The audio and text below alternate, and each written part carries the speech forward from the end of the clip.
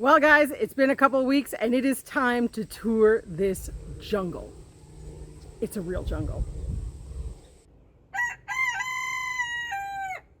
I'm standing here beside my San Marzano tomatoes, which are out of control. I did my best this year. I pruned them, I took off the suckers, and they still went mad. I spaced them out and I think that made them bigger. But anyways, not looking at this as a bad thing because they are covered in green fruit, and hopefully they all ripen. Otherwise I'm going to be making some green tomato salsa this year. But the other thing that is growing like mad is the weeds. The weeds are wild this year, and lucky for us we have some weed eaters. These sheep here are in the pasture right next to one of our gardens, and boy is it helpful. But as you can see, even they get tapped out after a little while, all these weeds. It really is so useful having the livestock next door to the gardens, whether it's the rabbits or the sheep. It's so handy, that way all those weeds don't get wasted. But this year, there's piles of weeds too because they're just too far ahead of us. And I'm sure many of you noticed through previous garden tours, we were so behind on planting some things, and some things just didn't get planted at all. Our squash is so behind. I mean, we might get one or two Canada crookneck. I don't know. They're kind of struggling. We've had a lot of rain lately, which has really helped with that. They've started to really vine out and get lots of blossoms, but are we too late for that fruit to develop? I don't know. We'll have to see. But our corn and sorghum, same situation. We will get corn. I'm not worried about that. The sorghum, it's going to be on the iffy side because it is way behind, and realistically, those seed heads need time to develop and dry. So we'll see. But one thing that is doing amazing, and we're going to get lots of this year, is potatoes. We planted lots of potatoes. We got them in the ground on time, and boy, they're looking good. The plants are starting to die back on a few of the kinds, but for the most part, they're still thriving, which I'm really hoping means we're going to get some nice big potatoes underneath, because little potatoes just aren't my thing. And here we have our red cranberry beans. They are struggling a little bit this year with weed pressure and how dry it was earlier in the year, but boy, they're bouncing now. But again, are they going to have time to ripen? But on the other hand, behind me, we have our Cherokee Trail of Tears black beans, and they are doing amazing, filling the trellis covered with bean starts, and that is exactly what we were hoping for. We loved these beans last year. It was our first time trying them, and we made the switch. We got rid of all of the bush beans, so pole beans it is. And again this year, they are not letting us down, even though we may have been a little bit late planting them. But that's what means they're a good type for us to grow, because we need something that's going to be low maintenance and can handle our screw-ups. But really, it's the view from this end of the garden that pleases on this first stop in the tour. This end has been nicely maintained and just thriving. You can see in the front here we have our pearl millet, which such an amazing experiment. We're so excited about that. We have another row over here that was a freebie type of millet that was sent by the seed company. Not loving it. It hasn't developed any heads yet, but we'll see. It was all planted at the same time. Also on this end, we have our watermelons. They are a little bit sad. They were planted exceptionally late, but oh my goodness, hey, look at, there's a watermelon. And there's another little one. So they might be small plants, but maybe we'll still get some melons. These are our sugar baby watermelons. And we really, and there's another one. We really enjoyed these ones, so hopefully we see something. On the other hand, our Kajari melons took a beating. They were dug up multiple times, once by chickens, once by raccoons or a skunk, we think. And we're down to only 3, and they are struggling, but they do have blossoms. So maybe, just maybe, we'll get 1 or 2. But right here is something that Chris is very excited to try. These are black sesame, and we've got a row of these to give a shot to see if it's worth potentially trying to develop this further. And we've got blossoms, so maybe, just maybe. And I have to admit, here we have really come to one of my favorite parts of the garden. One of my, I would say pride moments, because I've been really trying to keep this going this year with the lettuce and everything else. We've got lettuce, onions, celery, and rutabagas, which were struggling but are sure bouncing back now. And also lima beans. This year really has been an amazing lettuce year for us. We've realized maybe we could be lettuce farmers. It has been succession planting, different types for different seasons. Some work better in hot seasons, some preferred the cool, but we have not been out of lettuce this whole year, and that has never happened before. So touch wood, I don't have any wood right now, but fingers crossed it keeps going. We're almost through that hot season, and then all those lettuces do amazing all over again. And we've even managed to basically get seed from most of these as well. So all in all, I think we're doing pretty good with lettuce. Well, that was the first garden stop on the tour. This is the next one. I'm probably only going to do the 2 gardens in this tour because I wanted to keep it a little bit shorter for you guys. And there's a lot going on. But this is our raised bed tour, and there's a little bit of in-ground left, but mostly it was our garlic and peas, which are already out. And it is equally as much of a jungle, and there are equally as many weeds. But I have maintained a little bit, and there's a few things that I am super happy with. So let's go through some of those because they're looking good. So one of the first things I'm going to talk about is right behind me here. This is our Jerusalem artichoke patch. There is another one that's probably twice this size, but they are looking amazing, and I can't wait until they blossom because they're so pretty, and we've got them right in a spot by the greenhouse that's going to work so nice for how aesthetically pleasing it will be. We did a taste test on these. I think we did a video. If we so, I'll link it above. And we were super, super happy with them and realized that they could be quite a crop for us. And not only will they feed us, they will also feed the rabbits. The rabbits love the greens and they love the roots. So win-win. More of that lettuce going to seed. But right next to that, we've got our basil. Absolutely gorgeous this year. I've been picking and dehydrating, and it keeps going and going and going. We do have some up here that I'm going to let go to seed because I'd like to get fresh seed this year from our basil, but this was grown from our saved seed before. More lettuce going to seed.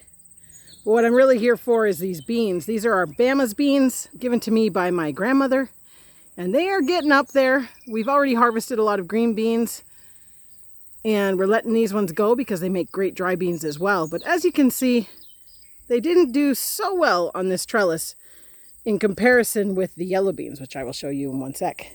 It's starting to look like we might get the rain they're calling for. It's looking awfully dark and coming this way. But look at these beauties. All the way up and over, tons of them on there. Again, I have picked and picked and picked. But these also make excellent dried beans, so most of these are going to become dry beans. And here we have our devil's ear lettuce. Got these seeds from Kendra over at Plowman's Backyard this year to try. And really liked it, so definitely going to be saving some seeds off these. And next to them we have, I know, a jungle with lots of weeds, but there is some plant life in here. We have our dwarf curl Scotch kale, which is looking amazing. Needs to be picked because I noticed some of the branches are starting to break off and rot a little bit. And next to that kale is our yellow pear tomatoes. Not doing as well as we have had in previous years. As you can see, we've got a little bit of a, I guess it's a blight or something, dieback, but look at the fruit on them. Again this year, all the tomatoes, just no ripening, which is kind of annoying. And here we have some of our first blossoms on our noodle beans. The noodle beans are wonderful to have because they're always later than the other beans for development. So as our green beans and yellow beans really are going to now be dry beans, our noodle beans are going to come in and fill the gap. Again, slow to get to the top of this trellis, but they are getting there. And the ones from the other side are starting to meet it. We're not even going to talk about what is behind me in this garden. Let's just pretend it doesn't exist. Yes, that is one huge patch of weeds right there. We had good intentions. But on the other side of this, we didn't do too badly. We have Scotia tomatoes, again, very green. Eggplants. Oh, eggplants. I have to admit, they are something this year that if they don't do what they're supposed to do this year, we are probably done with it because we like the ping tongue eggplants. We prefer those long, narrow ones, but they just are so slow. So slow. We don't even have a blossom yet. So it'll be interesting to see. And despite this little cluster of weeds in here, for the most part, I have looked after these very well and still nothing. The plants look amazing, but nothing as far as fruit development. Then amongst that grass, there are potatoes. I think these plants have died back almost enough that we could probably dig these up. And our pineapple tomatoes. We planted a lot less of our pineapple and Thomasville tomatoes this year just because we didn't need our juice, and therefore they're mostly for fresh eating. Yes, this is my pepper patch. I know it's hard to believe, but there are like 40 peppers in here. But they are drowning in weeds, and I need to get to this. But we do have some really, really nice fruit developing, and even one that's going red. Here we have our Detroit red beets. These are ones that we kept for collecting seed this year, and they are doing what they're supposed to do. Not too long now, and we'll be able to harvest. You can see them all amongst that grass there. And next to them, we've got turnip. This is that bed that you saw in our seed harvest video. And as you can see, a lot of seeds fell in here. So we're going to be thinning this out for greens to eat, but we also are hoping to get some fall turnip out of this as well. We love pickled turnip. That's why we grow a lot of turnip. And it's one of our favorites. I think I have a recipe again, which I will link above. But that is why the turnip is so important, that we get some plants out of these and need to thin them out. But I don't think that's going to be a problem this year. And on our last trellis of the tour, we have on one side our gray sweet cherry tomatoes. Again, loaded with greens, but only a few have started to ripen. But on the other side of this trellis, along with some more dwarf curled Scotch kale, which is here for seed collection, we have our scarlet runner beans. And we've already got a couple here, which might be too big already to eat, but we've got more coming. And we'll be on the ball and make sure we get them because they are delicious. But they're also so pretty with these gorgeous, gorgeous bright red flowers. And last but not least is one of my favorite parts of this tour is our blue barrel garden. This method of planting this year has worked amazing for us.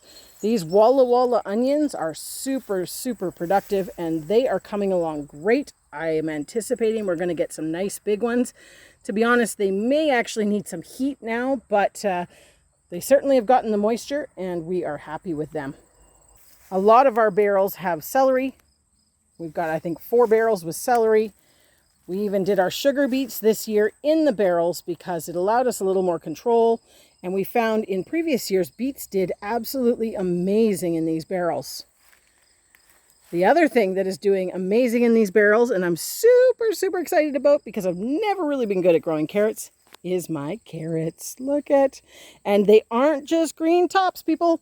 I have pulled 1 or 2 out, and they are nice, long, perfectly shaped ones. That's the wonderful thing about these barrels, is you get really nice shaped carrots. And over here we have a few more onions and our stevia, which is doing amazing. I need to pinch some more of the tops off because if you keep pinching, it'll just keep bushing out. This is just 2 plants here, but it has gotten massive. And we love stevia dried for tea season over the winter. And these are our golden beets. This year we are trying quite a few different kinds of beets because we were wanting to see if there was something better out there than the Detroit Red. So we'll see. Again, from the other side, the gorgeous barrel of sugar beets. Got some beautiful bee balm in the middle. Parsley. Cylindrical beets. These ones are another one that we were trying to see because the rabbits love beets, and we're trying to see if these would be a better choice for storage and feeding over the winter. More celery. More celery. And another one of carrots. Oh, and look at this one. You can even see the top in there. Maybe you can. Look. I'm so excited about these carrots. I have never done so well with carrots. Anyways, I know it was a bit short. It didn't cover everything that we grow, but I wanted to give you at least a little bit of an update of how things are looking in the garden before harvest season really starts. as you saw, the tomatoes are not quite to harvesting season yet. We've got a lot of green, so when that hits, it's going to hit good. And I'm really hoping that it doesn't conflict with apple harvest season, because as you can see here, I'm just going to put in a brief little clip, but the apples are wild this year. There is so many apples, and we have a lot of big plans for that. So I really hope that they don't butt heads, because that might cause a little bit of conflict of interest. But all in all, super pleased with the garden. Things have been relaxed. We've been just taking it easy and kind of whatever happens, happens. We're not stressing about what didn't grow or what did grow. We're just enjoying what is here and getting what we can done. And I hope that you follow along with our Every Bit Counts challenge as well for August, because we are harvesting and preserving something every day for the month of August as we take on this garden. And it'll actually probably carry on into September, because for us up here, Zone 5B in Canada, harvest season really doesn't get into full swing until at least mid-August and goes right through till probably the 3rd week of September. So we're going to keep going, keep chugging along, and keep taking you guys along for the ride. So don't forget, subscribe, like, and comment on this video, and we'll see you next time.